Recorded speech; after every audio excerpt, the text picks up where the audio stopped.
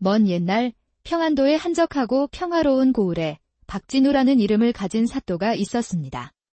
그의 어진 통치 덕분에 고을은 늘 풍요롭고 웃음소리가 끊이지 않았지요. 하지만 박사또가 이토록 고을을 잘 다스리는 데에는 남들이 모르는 특별한 비결이 하나 있었습니다. 어느 화창한 날, 관아는 한바탕 소란으로 떠들썩했습니다. 돈을 도둑 맞았다는 한 상인의 울부짖음 때문이었죠. 사또 나리, 제발 제 억울함을 풀어주십시오. 저놈이 제 돈을 훔쳐갔습니다. 제가 잠시 뒷간에 간 사이 보따리 안에 넣어둔 전 재산이 감쪽같이 사라졌지 뭡니까? 아닙니다, 나리. 하늘에 맹세코 저는 저 사람 보따리에 돈이 있는 줄은 꿈에도 몰랐습니다요. 억울합니다. 박사또는 두 사람의 얼굴을 찬찬히 뜯어보더니 이내 근엄한 목소리로 말했습니다. 그의 눈빛은 마치 모든 것을 꿰뚫어보는 듯 했습니다. 어디 보자. 너는 코가 반듯하고 입술이 가지런하니 겉과 속이 다르지 않은 정직한 사람이로구나. 허나 너는 눈이 툭 튀어나오고 코가 아래로 길게 뻗었으니 남의 것을 탐하고 뒤통수를 칠 상이 분명하다. 여봐라. 당장 저자의 집에 가서 샅샅이 뒤져 돈이 있는지 살펴보거라. 필시 제가 돈을 숨겨놓고 도둑을 맞았다며 무고한 일을 모함하는 것이 틀림없다. 잠시 후 명을 받고 달려갔던 관졸들이 숨을 헐떡이며 돌아와 보고했습니다. 나리. 사또 나리의 말씀이 100번 옳았습니다. 저자의 집 아궁이 속에서 잃어버렸다던 돈뭉치가 고스란히 발견되었사옵니다. 그렇습니다. 박사또의 숨겨진 비결은 바로 사람의 얼굴만 보고도 그 사람의 됨됨이와 운명까지 꿰뚫어보는 관상술이었습니다. 이 신통한 능력 덕분에 고을에는 도둑이나 사기꾼이 발붙일 곳이 없었고 그의 고을은 평안도에서 가장 살기 좋은 곳으로 이름나게 되었습니다. 박사또는 평화로운 고을을 내려다보며 흐뭇한 미소를 지었습니다. 하하. 어릴 적부터 타고난 이 관상 보는 능력이 이토록 백성을 위해 좋은 곳에 쓰이니 이 얼마나 보람된 일인가. 그러던 어느 맑은 아침이었습니다. 박사또는 평소처럼 일찍 일어나 관아에 나갈 준비를 하고 있었지요. 그의 아내가 옆에서 온매무새를 정돈해주다가 깜짝 놀라며 말했습니다. 어머나, 서방님. 이마에 이게 무슨 일이에요? 커다란 종기가 나셨네요. 사또는 깜짝 놀라 명경으로 제 얼굴을 비추어 보았습니다. 부인의 말대로 그의 이마 한가운데에는 크고 흉측한 붉은 종기가 솟아 있었습니다. 그런데 이상하게도 그는 자신의 흉한 얼굴을 보고는 갑자기 박장대소를 터뜨렸습니다. 하하. 세상에 이런 일이. 이마 한가운데 종기가 나면서 내 관상이 바뀌었구나. 이것은 필시 사또를 넘어 도 전체를 다스리는 관찰사가 될 상이다. 이마의 종기 하나가 그의 운명을 바꿔놓은 것이었습니다. 그는 이제 한 고을의 사또가 아닌 함경도 전체를 다스리는 관찰사의 관상을 갖게 된 것이었지요. 생각지도 못한 행운에 기분이 좋아진 그는 그 어느 때보다 들뜬 마음으로 관청으로 향했습니다. 바로 그때였습니다. 사또 박진우는 들으라. 어명이요. 관아에 공복을 입은 사자들이 들이닥쳤습니다. 그들은 임금의 교지를 펼치며 위엄있게 말했지요. 주상 전하께서 그대의 능력을 높이사 함경도 관찰사 자리를 명하셨다. 당장 길을 떠나 임무를 수행하거라. 박사또의 관상 능력은 역시나 틀리지 않았습니다. 며칠 뒤 그는 정말로 관찰사가 되어 함경도로 떠나게 된 것이지요. 그는 고을 사람들의 뜨거운 배웅을 받으며 아내와 함께 가마에 올라탔습니다. 부인, 그동안 참으로 고생이 많았소. 이제 우리 함경도로 가서 더 많은 백성을 보살피며 잘 살아봅시다. 예, 서방님. 언제나 서방님 곁에서 힘이 되어 드릴 터이니 부디 함경도를 잘 이끌어 주셔요. 함경도로 향하는 길, 두 사람은 설레는 마음으로 서로를 마주 보았습니다. 박 관찰사가 아내에게 살며시 입을 맞추려던 바로 그 순간이었습니다. 덜컹. 가마가 크게 흔들리면서 두 사람의 이마가 세게 부딪혔지요. 아이쿠, 아야, 아이고, 죄송합니다. 나리. 길이 고르지 않아 그만 발을 헛디뎠습니다요. 그런데 그때였습니다. 부인이 비명을 지르며 남편의 이마를 가리켰습니다. 까. 서방님, 이마에 종기가. 놀란 박 관찰사가 다급히 명경을 꺼내 들여다보았습니다. 이게 무슨 일일까요? 그의 이마에 났던 커다란 종기가 그만 터져 피가 흐르며 흉한 상처가 나고 만 것이었습니다. 그런데 진짜 문제는 이로 인해 그의 관상이 또다시 바뀌어 버렸다는 것이었지요. 그의 얼굴은 순식간에 잿빛으로 변했습니다. 이럴 수가. 상이 바뀌었다니. 나는 관찰사가 되기는 하나, 결국 암행어사의 손에 비참한 죽음을 맞이할 팔자가 되었구나. 박 관찰사는 함경도로 가는 내내 깊은 절망에 빠져 단 한마디도 하지 않았습니다. 그의 머릿속은 오직 한 가지 생각뿐이었습니다. 내가 암행어사에게 죽을 상이라니. 도대체 내가 무슨 잘못을 했기에 이런 끔찍한 운명을 맞이해야 하는가? 어떻게 해야 이 운명에서 벗어날 수 있단 말인가? 그가 깊은 고뇌에 잠겨 있을 때 갑자기 가마가 멈춰 섰습니다. 무슨 일이냐? 어찌하여 멈추는 것이냐? 나리, 그것이. 웬 아이 하나가 길 한복판에 버티고 서서 길을 내어주지 않습니다. 뭐라? 박 관찰사는 심기가 불편해져 가마에서 내렸습니다. 가마 앞에는 10서너 살쯤 되어 보이는 남루한 옷차림의 소년이 눈물을 흘리며 길을 가로막고 있었습니다. 이놈! 네가 감히 누구의 행처를 맡고 있는지 아느냐? 이분은 새로 부임하시는 함경도 관찰사 나리시다.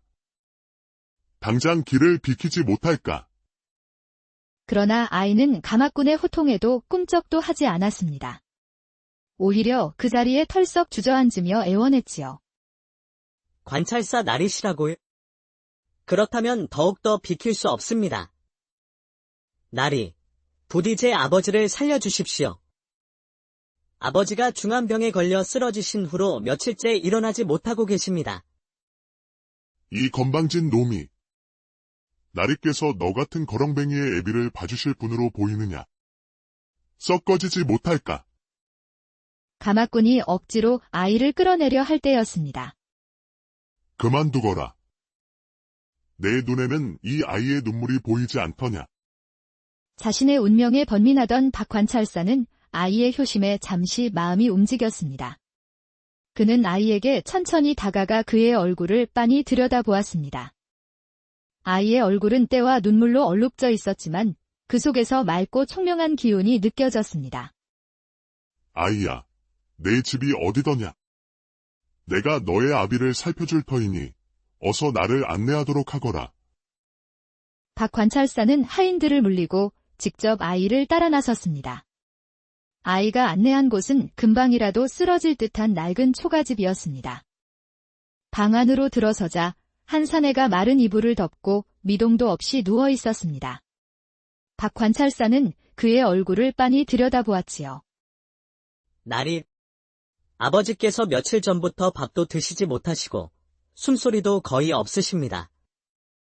제발 아버지를 살려주십시오, 나리. 박 관찰사는 사내의 맥을 짚어보고 이곳저곳을 살폈습니다. 그러더니 이내 아이를 돌아보며 슬픈 표정으로 말했지요. 아이야, 너무 놀라지 말거라. 내 아버지는 이미 돌아가셨단다. 아이의 아버지는 이미 싸늘한 주검이 된 지 오래였습니다. 하지만 아이는 그 사실을 믿을 수 없었습니다. 그럴 리 없습니다. 아버지, 눈 좀 떠보세요. 아버지, 아이야. 이미 지나간 인연은 보내주어야 하는 법. 그것이 바로 이별이라는 것이란다. 내가 사람을 보낼 터이니 아버지를 좋은 곳에 묻어드리거라. 혹시 아버지 말고 다른 가족은 없느냐? 없습니다. 이제 저 혼자입니다. 그렇다면 아버지 장례를 치른 후 관하로 오너라. 내가 너를 거두어 주겠다. 그렇게 박관찰사는 함경도 관아에 도착했습니다. 그런데 그가 도착하기도 전에 그에 대한 소문이 이미 널리 퍼져 있었습니다. 들었는가? 새로 오신 관찰사 나리께서 길에서 만난 병든 아비를 둔 아이를 직접 돌봐주셨다지. 듣자 하니 그분이 원래부터 심성이 곱기로 유명하셨다더군. 이제 우리 함경도 백성들도 행복할 일만 남았네? 그리고 얼마 후 그 소년이 정말로 관아에 찾아오자 그에 대한 칭송은 더욱 높아졌습니다. 세상에 저 아이를 양자로 받아들이시기로 했다는구먼. 처음 본 아이를 저리도 따뜻하게 챙겨주시다니 정말 대단하신 분이야. 소문 속 아이의 이름은 강민준, 13살의 어린 소년이었습니다. 민준은 소문대로 박관찰사의 양자가 되어 정성껏 그를 모셨습니다. 나리, 이 크나큰 은혜를 제가 어찌 다 갚을 수 있을런지요. 정말 감사합니다. 은혜라니, 그런 생각 말거라. 내 너를 위해선 무엇이든 할 수 있단다. 그나저나 언제쯤 내게 아버지라 불러줄 것이냐. 부담 갖지는 말고 마음이 내킬 때 하거라. 시간이 흘러 어느덧 민준은 17의 늠름한 청년이 되었습니다. 박관찰사의 정성 어린 보살핌 덕에 예전의 초라한 모습은 찾아볼 수 없을 만큼 번듯하게 자라났지요. 달라진 것은 민준의 외모만이 아니었습니다. 아버지, 안녕히 주무셨습니까? 아침 문안 인사드리러 왔습니다. 그래, 우리 아들 왔느냐? 이제 두 사람은 진정한 부자 사이가 되었습니다. 민준은 하루도 빠짐없이 문안 인사를 드리며 정성껏 아버지를 모셨습니다. 하지만 박관찰사의 마음속에는 여전히 검은 그림자가 드리워져 있었습니다. 그는 매일 밤 거울을 보며 자신의 관상을 확인했지만 암행어사에게 죽을 운명은 조금도 바뀌지 않았습니다. 그러던 어느 날 그는 문안 인사를 온 민준의 얼굴을 무심코 바라보다가 온몸이 얼어붙는 듯한 충격을 받았습니다. 훌쩍 자란 민준의 얼굴에는 넓은 이마와 높은 콧대, 날카로운 눈매까지 바로 나라의 부정을 감찰하는 암행어사가 될 관상이 뚜렷하게 나타나 있었기 때문입니다. 속마음. 이럴 수가. 내가 아들로 거둔 아이가 나를 죽일 그 암행어 사람 말인가. 운명의 장난도 이토록 지독할 수가. 그날 이후 박 관찰사는 의도적으로 민준을 피하기 시작했습니다. 아버지, 안녕히 주무셨습니까? 그래. 미안하지만 내 지금 바쁜 일이 있으니 조금만 있다가 다시 보세. 그런 날이 벌써 보름 넘게 이어졌습니다. 민준은 아버지가 자신을 귀찮아하시는 건 아닐까 슬픔과 불안에 잠겼습니다. 속마음, 내가 친자식이 아니어서 이제 내가 귀찮아지신 걸까? 너무 아버지께 부담을 드린 것일지도 몰라. 하지만 민준은 포기하지 않고 그날도 저녁 문안 인사를 드리러 갔습니다. 그런데 그날따라 박 관찰사는 뜻밖의 그를 방으로 들였습니다. 그래, 민준아 왔느냐? 어서 들어오너라. 마주 앉았지만 박 관찰사는 여전히 민준의 얼굴을 제대로 쳐다보지 못했습니다. 기나긴 침묵 끝에 그가 무언가를 내밀었지요. 민준아, 손을 내밀어 보거라. 이것은 내 아버지의 새로운 묘자리를 표시한 지도란다. 예. 이것이 무엇입니까, 아버지? 너는 내 아들이니 내 아버지 또한 내 가족일 터 내가 좋은 명당 자리를 하나 봐두었으니 네가 직접 가서 묘자리를 확인하고 오너라. 그간 자신을 피한 것이 돌아가신 아버지를 위한 일이었다는 사실에 민준은 감동의 눈물을 흘리며 엎드렸습니다. 감사합니다, 아버지. 정말 감사합니다. 다음 날 민준은 아버지를 향한 감사한 마음을 안고 지도가 가리키는 곳으로 길을 떠났습니다. 꽤나 멀고 험한 산길이었지만 그의 발걸음은 가벼웠지요. 마침내 그가 목적지에 도착했습니다. 하지만 그곳은 명당과는 거리가 먼 으슥하고 척박한 산기슭이었습니다. 이상하다. 아버지께서 알려주신 곳이 여기가 맞는데? 민준이 주위를 두리번거리는 바로 그때였습니다. 드디어 올 것이 왔구만. 순간 그의 주변으로 험상궂은 사내들이 몰려들었습니다. 그들은 바로 산적들이었지요. 이놈들, 무엇 하는 게냐? 나는 함경도 관찰사 나리의 명을 받고 이곳에 온 사람이다. 어서 길을 비키지 못하겠느냐? 뭐? 함경도 관찰사라고. 껄껄껄. 우리도 그분께 명을 받고 왔다. 그게 무슨 말이냐? 산적들은 순식간에 그의 양팔을 붙잡았습니다. 관찰사 나리께서 우리에게 명하셨다. 너를 죽이라고 말이다. 말도 안 돼. 아버지께서 그럴 리가 없어. 관찰사 나리께서 그러시더군. 본인이 암행어사에게 죽을 관상인데 하필 내 놈이 바로 그 암행어사가 될 관상이라고. 그래서 본인이 죽기 전에 먼저 내 놈을 없애라 명하신 게다. 산적 두목은 품에서 서슬퍼런 칼 한 자루를 꺼냈습니다. 아, 그 전에 한 가지 부탁이 더 있으셨지. 내 놈을 해치기 전에 이마에 깊은 상처를 내달라 하시더군. 이마에 흉이 지면 절대 관직에 오르지 못할 관상이 된다나 뭐라나. 두목은 칼로 민준의 이마를 깊게 그었습니다. 민준의 이마에서는 붉은 피가 흘러내렸습니다. 자, 이제 상처는 내었으니 끝을 내볼까? 나를 너무 원망치는 말거라. 산적이 칼을 높이 쳐들고 내리치려던 바로 그 순간이었습니다. 으악. 민준은 필사적으로 산적의 정강이를 걷어찼습니다. 그가 주춤한 사이 민준은 온 힘을 다해 도망치기 시작했지요. 저놈 잡아라. 놓치지 마라. 민준은 눈 위로 흐르는 피를 닦으며 앞만 보고 달렸습니다. 그러다 저 멀리 언덕을 발견하고는 그 너머로 달려가 숨어야겠다고 생각했습니다. 그가 전속력으로 언덕을 넘어가는 순간 그의 발밑이 허공으로 꺼졌습니다. 으아! 알고 보니 그곳은 아찔한 높이의 낭떠러지였습니다. 민준의 몸은 허공을 가르며 까마득한 아래로 떨어졌습니다. 낄낄낄. 저런 멍청한 놈. 제 발로 낭떠러지에 떨어지다니. 어쨌든 손 안 대고 코 풀었으니 잘 됐구나. 어서 관찰사 나리께 보고하러 가자. 시간이 얼마나 흘렀을까? 민준은 어디선가 느껴지는 따스한 기운에 정신을 차렸습니다. 여기가 어디지? 결국 나는 죽은 건가? 이렇게 억울하게. 그때 옆에서 다정한 목소리가 들려왔습니다. 얘야, 정신이 좀 드니? 민준이 눈을 떠보니 그의 옆에는 인자한 인상의 한 여인이 앉아 있었습니다. 그는 목이 메어 속삭였지요. 당신은 선녀님이신가요?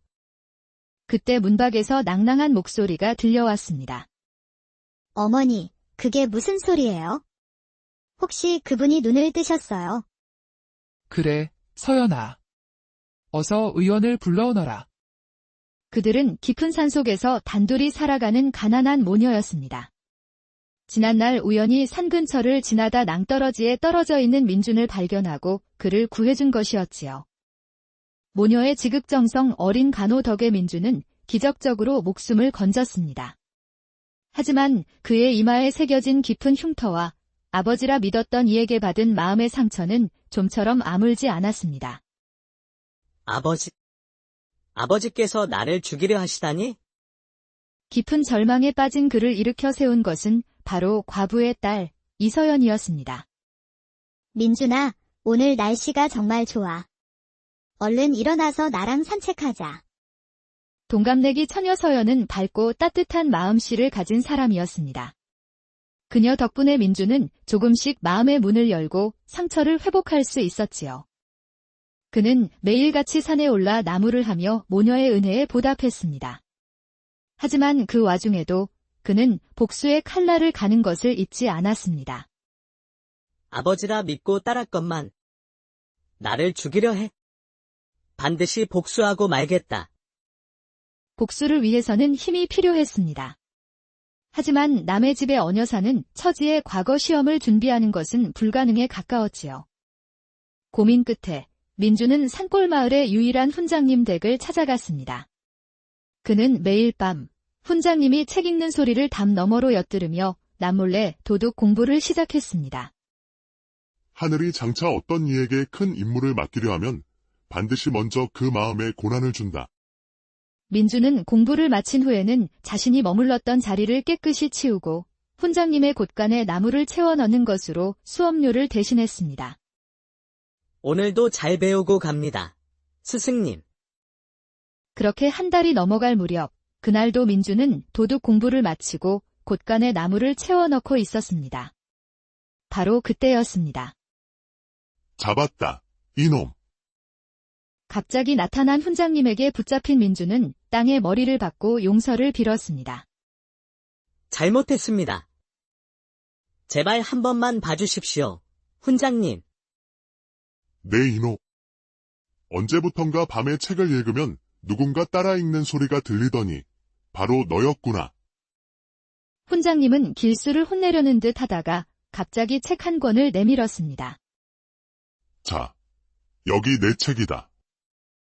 책 한 권 없이 어찌 공부를 하려 했단 말이냐.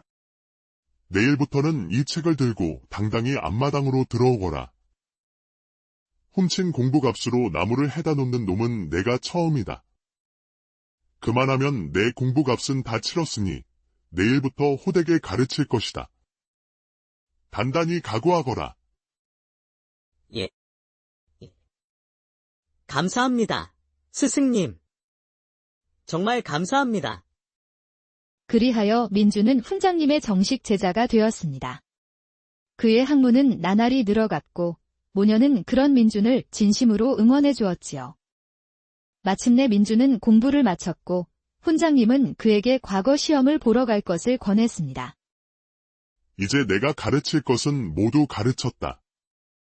너라면 분명 장원 급제할 수 있을 것이니 어서 한양으로 떠나거라.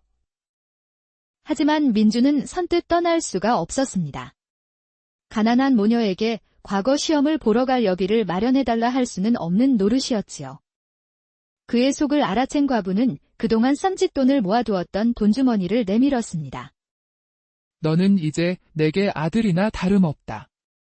이 돈으로 걱정 말고 과거를 보러 가거라. 하지만 그날 밤 민준의 얼굴은 어둡기만 했습니다. 사실 그가 과거를 보러 가지 못하는 진짜 이유는 따로 있었기 때문입니다. 속마음, 이마에 상처가 나면 관직에 오르지 못할 팔자라 했는데 내가 과연 과거에 급제할 수 있을까? 끔찍했던 과거의 기억이 그의 발목을 붙잡고 있었습니다. 그때 서연이 그의 방으로 찾아왔습니다. 과거 보러 가신다는 분이 왜 이렇게 기분이 안 좋으실까? 혹시 이마에 상처 때문에 그래? 내가 그럴 줄 알고 준비해뒀지. 서연은 화장 도구가 담긴 작은 함을 꺼내 들었습니다. 내가 기방에서 기생 언니들 허드레시를 하는 줄만 알았지? 사실 나는 관상을 바꿔주는 화장술을 배웠어. 뛰어난 관상가 할아버지께 배운 비법이지. 관상을 바꾼다고? 응, 그분이 그러셨어. 세상에 나쁜 관상은 없다고. 문제가 있다면 고치면 된다고 말이야. 이깟 흉터 따위, 내가 화장으로 완벽하게 가려줄게. 서연은 정성껏 민준의 이마에 분을 발라 흉터를 가리기 시작했습니다. 그러자 깊게 패였던 흉터가 감쪽같이 사라졌지요. 자, 어때? 감쪽같지? 이제 내 관상은 바뀐 거야? 그러니 걱정 말고 과거를 보고 와. 그리고 높은 자리에 올라서 너를 이렇게 만든 사람에게 시원하게 복수해줘. 서연아. 고마워. 서연 덕분에 민주는 마침내 과거의 그림자에서 벗어날 큰 용기를 얻게 되었습니다. 그는 모두의 배움을 받으며 한양으로 먼 길을 떠났습니다. 한편 함경도 관찰사 박진우는 여전히 관상에 집착하며 살아가고 있었습니다. 민준을 해친 그날 이후 그는 자신의 이익만을 챙기는 탐욕스러운 관리로 변해 있었지요. 그는 뇌물을 바치는 자는 관상이 나빠도 풀어주고 관상이 좋다는 이유만으로 죄 없는 사람을 벌하는 등 모든 것을 관상으로만 판단했습니다. 속마음. 눈이 짝짝이고 이마는 좁으니 나를 해칠 위인이 못 되는군. 좋아. 저 친구라면 내 밑에서 일하게 해도 되겠어. 그는 자신을 해칠까 두려워 일부러 관상이 좋지 않은 이들만 뽑아 곁에 두었고 함경도는 점점 살기 힘든 곳으로 변해갔습니다. 그러던 어느 날 한 하인이 헐레벌떡 뛰어 들어왔습니다. 나리. 큰일 났사옵니다. 지난날 나리께서 해치셨던 그 아이, 강민준이 아직 살아있다고 하옵니다. 뭐라? 그놈을 처리했는데도 왜 내 관상이 바뀌지 않나 했더니 아직 살아있었기 때문이었구나. 여봐라. 당장 군사들을 풀어 강민준 그놈을 찾아오너라. 그놈이 관직에 오르기 전에 이번에야말로 그놈의 숨통을 끊어야 한다. 그날부터 박 관찰사는 민준의 행방을 쫓기 시작했습니다. 그리고 마침내 민준을 보살펴 주었던 산속 모녀와 훈장님을 찾아내 관하로 끌고 왔지요. 내 인연. 강민준을 어디에 숨겼느냐? 바른 대로 구하지 못할까? 나리, 저희는 정말 모릅니다.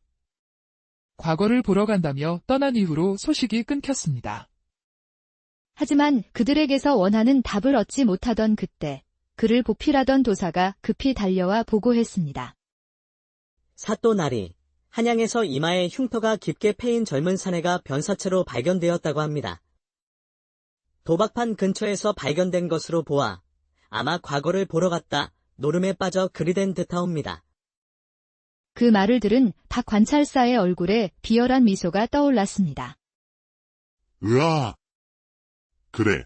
내가 관직에 오르지 못할 상으로 만들어 놨으니 결국 그리 될 수밖에.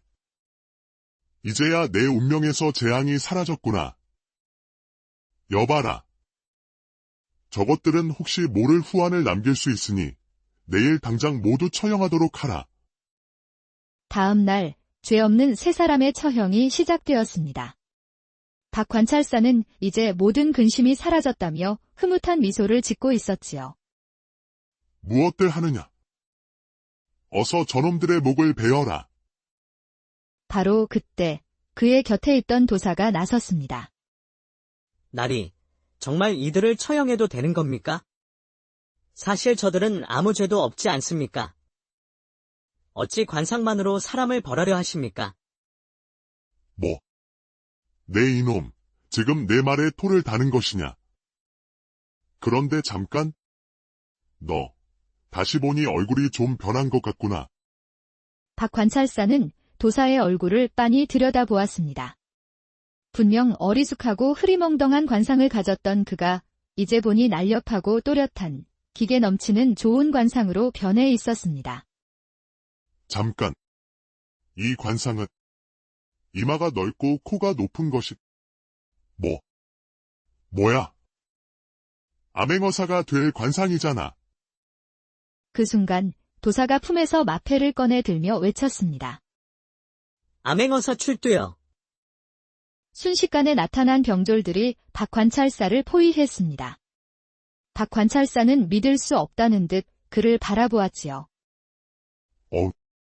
어디서 많이 본 얼굴인데? 넌 어사가 자신의 이마를 닦자 분에 감춰져 있던 깊은 흉터가 드러났습니다. 그렇습니다. 그는 바로 죽은 줄로만 알았던 강민준이었던 것입니다.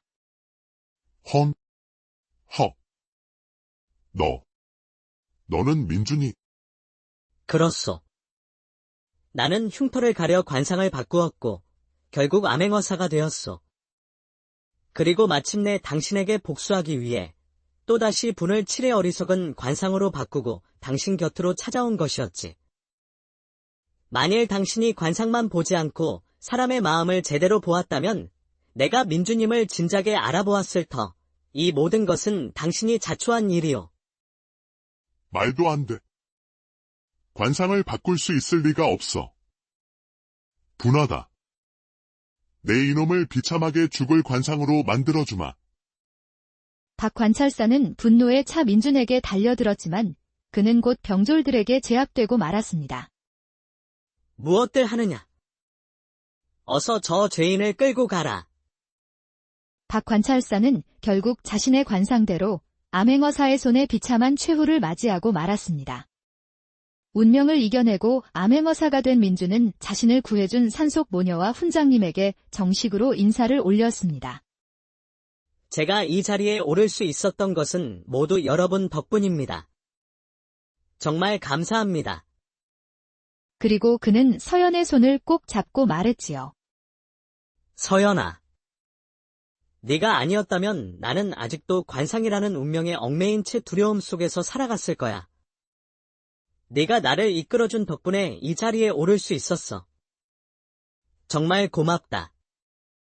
민준아, 좋지 않은 운명을 이겨내고 마침내 복수까지 마친 민준. 이제 그의 앞에는 행복한 날들만이 펼쳐져 있었습니다. 그 시작은 바로 혼례였지요. 그의 혼례 상대는 다름 아닌 서연이었습니다. 오랜 시간 함께한 두 사람은 마침내 사랑의 결실을 맺게 된 것이지요. 경사는 또 있었습니다. 서연의 어머니와 훈장님 또한 서로의 마음을 확인하고 혼인을 하게 된 것입니다. 마침내 찾아온 첫날 밤, 민주는 새색시가 된 서연과 마주 앉아 말했습니다. 내가 없었다면 지금의 이 행복도 없었겠지. 관상. 그게 뭐라고? 거기에만 얽매여 살 뻔했으니. 그러게. 그런데 지난날 그 관상가 스승님께 배운 게 또 하나 있는데 그게 뭔지 알아? 그게 뭔데? 그분이 말씀하시길 인생은 전부 자기가 살아가기 나름이래. 관상은 타고나는 것이기도 하지만 어떻게 살아가느냐에 따라 얼마든지 바뀔 수 있다는 거지. 그런데 그거 알아? 내 이마에 흉터가 많이 옅어졌어. 뭐라고? 정말. 민준과 서연은 해맑게 미소 지으며 서로의 얼굴을 바라보았습니다. 그들은 더 이상 관상을 보는 것이 아니었습니다. 오직 서로의 얼굴에 서린 행복한 표정을 볼 뿐이었지요. 그렇게 두 사람은 자신들의 운명을 스스로 개척하며